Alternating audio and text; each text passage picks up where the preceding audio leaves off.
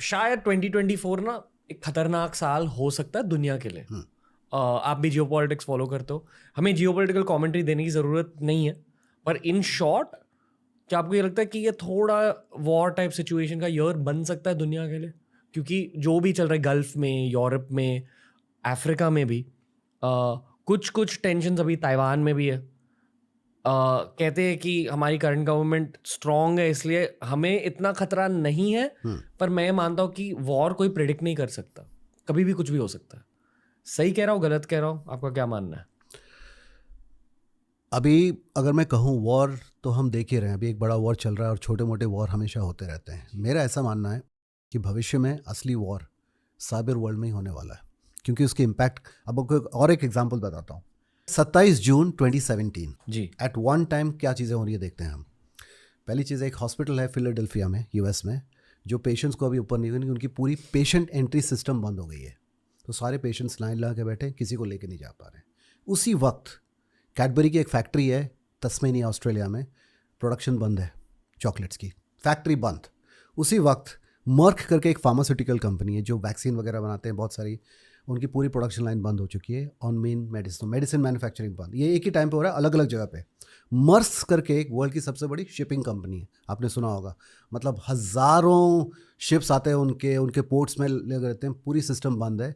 तो हज़ारों truck line पे लगे हुए हैं, मतलब आप सोचिए ट्रक के ऊपर ट्रक लगे पड़े हैं जी। आप सोचिए अगर वो टेस्ला कार होते तो सारे अपने आप ही टकरा जाते थे, क्योंकि सारे कनेक्टेड है इंटरनेट से। वो सारे बंद है और पोर्ट में कोई ऑनलोड या ऑफलोड काम हो ही नहीं पा रहा है इस एक वक्त पे। तो ये था नॉटपेटिया का इम्पैक्ट।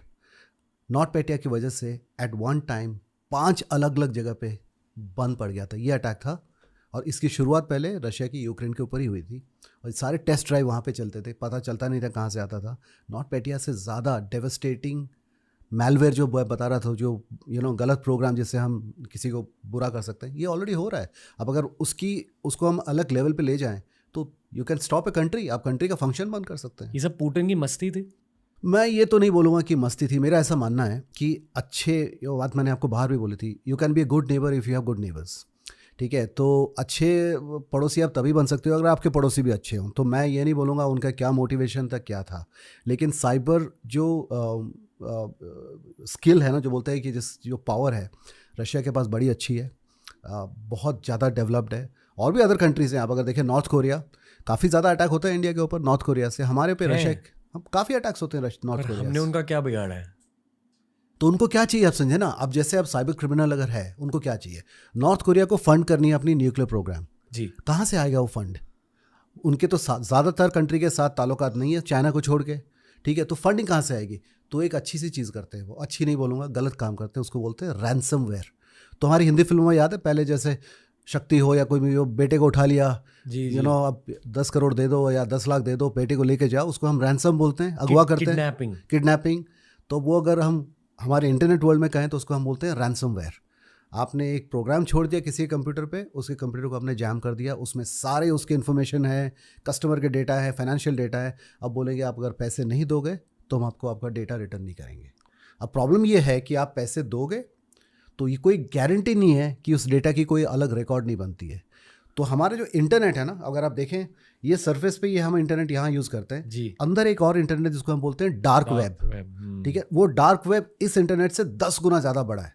तो कई बार मैं डार्क वेब में कभी घूमता हूँ कुछ समझने के लिए, तो फिर दिखता है कि सारे डेटा कितनी आसानी से मिल रहे हैं, बैंक अकाउंट है, ये है। तो नॉर्थ कोरिया का मॉडल सिंपल है, उनको रैंसमवेयर करना है, पैसे कलेक्ट करने हैं ताकि न्यूक्लियर प्रोग्राम बने। सबकी अलग अलग मोटिवेशन है। हमने ईरान को भी देखा हुआ, ईरान में ऐसा होता है, बहुत सारे कंट्रीज़ हैं, मैं कोई पिक नहीं, चाइना, हमारे सबसे ज़्यादा अटैक्स हमारे पड़ोसियों से आते हैं चाइना से, उनकी मोटिवेशन अलग है। अब आपको देखिए चाइना ने कई बार कई जगह पे अटैक करके पूरी की पूरी आईपी ले ली है। वहाँ उन्होंने प्लेन बनाया by taking all the aviation industry IP theft from US. तो ये कहानियाँ चलती रहती है। कोई दूध का धुला नहीं है देशों में, क्योंकि अटैक भी आप करते हो, डिफेंड भी करते हो, लेकिन ये इन कंट्रीज़ के साइबर स्किल्स बहुत ज़्यादा ऊपर